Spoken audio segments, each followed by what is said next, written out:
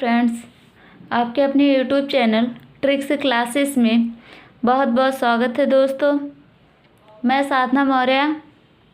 आप सभी कैसे हो? उम्मीद करती हूँ आप लोग अच्छे होंगे। मैं भी अच्छी हूँ। दोस्तों, आज हम आप लोग को बताने वाले हैं दिल्ली सल्तनत के राजवंश एवं संस्थापक। दोस्तों, दिल्ली सल्तनत के राजवंश एवं संस्थापक को क्रमानुसार याद करने की ट्रिक बताती हूँ। ट्रिक के माध्यम से दिल्ली सल्तनत में जो 5 राजवंश हैं उनको क्रमानुसार याद कर सकते हैं।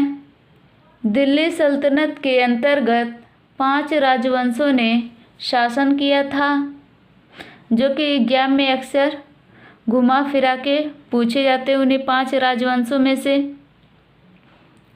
चलिए देखते हैं ट्रिक। दोस्तों, ट्रिक है देखो तो सलीम, कुकर जल गया खिचड़ी बनल बा।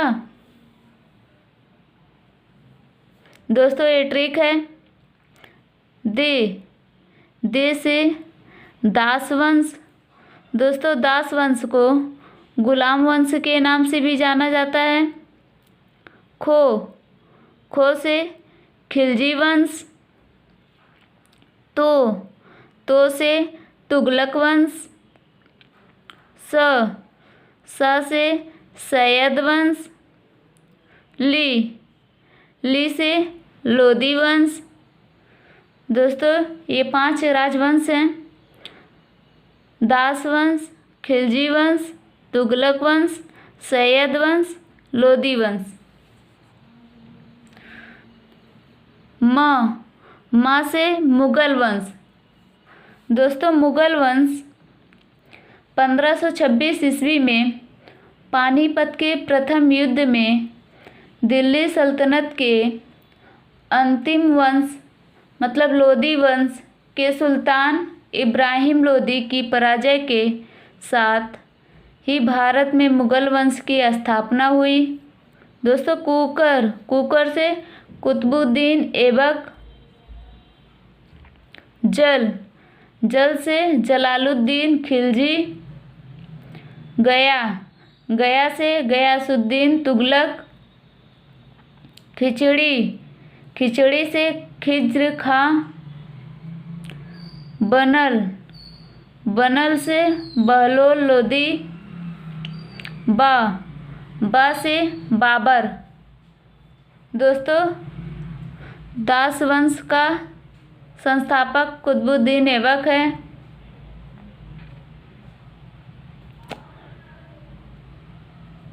खिलजी वंश का संस्थापक जलालुद्दीन खिलजी।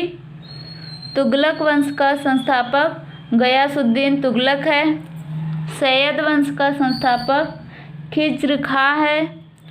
लोदी वंश का संस्थापक बहलोल लोदी है। मुगल वंश का संस्थापक बाबर है। दोस्तों, कुतुबुद्दीन ऐबक दिल्ली सल्तनत के संस्थापक और गुलाम वंश के पहले सुल्तान थे। ये गौरी साम्राज्य के सुल्तान महमूद गौरी के एक गुलाम थे। गुलामों को सैनिक सेवा के लिए खरीदा जाता था।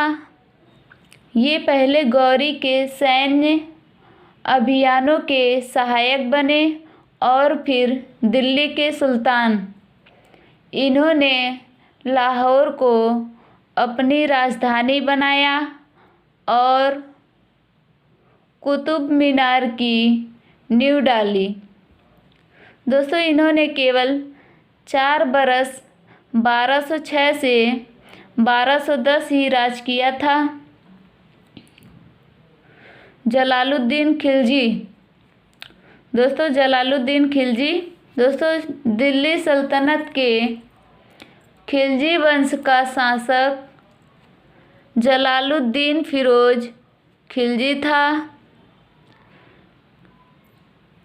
खिलजी वंश का संस्थापक था, जिसने अपना जीवन एक सैनिक के रूप में शुरू किया था। अपनी योग्यता के बल पर इसने शाही अंगरक्षक का पद प्राप्त किया। बाद में समाना का सूबेदार बना। दोस्तों, गयासुद्दीन तुगलक दिल्ली सल्तनत में तुगलक वंश का शासक था। गाजी मालिक या तुगलक गाजी गयासुद्दीन तुगलक के नाम से 8 सितंबर 1320 को दिल्ली के सिंहासन पर बैठा। इसे तुगलक वंश का संस्थापक भी माना जाता है। इसने कुल 29 बार मंगोल आक्रमण को विफल किया। दोस्तों, खिज्र खां तुगलक वंश की समाप्ति के बाद दिल्ली सल्तनत की बागडोर खिज्र खां के हाथों में आ गई। खिज्र खां सैयद वंश का संस्थापक था। वह स्वयं को इस्लाम धर्म के संस्थापक मोहम्मद पैगंबर साहब का वंशज मानता था। सल्तनत काल में शासन करने वाला एकमात्र शिया वंश था। इसे सुल्तान की उपाधि धारण न कर स्वयं को रैयत-ए-आला की उपाधि से संतुष्ट रखा और तुगलक शासन काल के ही सिक्कों का प्रचलन अपनी अर्थव्यवस्था में चलने दिया। दोस्तों, बहलोल लोदी दिल्ली का पहला अफगान सुल्तान था, जिसने लोदी वंश की शुरुआत की। बहलोल के सुल्तान बनने के समय दिल्ली सल्तनत नाम मात्र की थी। बहलोल शूरवीर, युद्धप्रिय और महत्वाकांक्षी व्यक्ति था। अपनी स्थिति मजबूत करने के लिए उसने रोह के अफगानों को भारत आमंत्रित किया। दोस्तों, बाबर जलालुद्दीन मोहम्मद उर्फ बाबर मुगल साम्राज्य के संस्थापक और पहले शासक थे। इनका जन्म मध्य एशिया के वर्तमान उज़्बेकिस्तान में हुआ था। ये तैमूर और चंगेज खान के वंशज थे।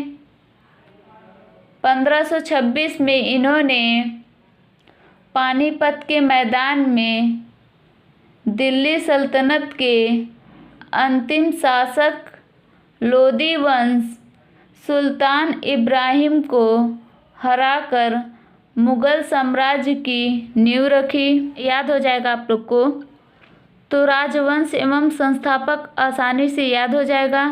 दोस्तों, ये मेरा वीडियो कैसा लगा? अगर अच्छा लगा हो तो लाइक शेयर कमेंट्स ज़रूर करें। अभी तक चैनल को सब्सक्राइब नहीं किया तो सब्सक्राइब कर लें। ऐसे ट्रिक्स पाने के लिए बगल में दिए हुए बेल आइकन को प्रेस करें ताकि सबसे पहले नोटिफिकेशन आप तक पहुँचे। जय हिंद, वंदे मातरम।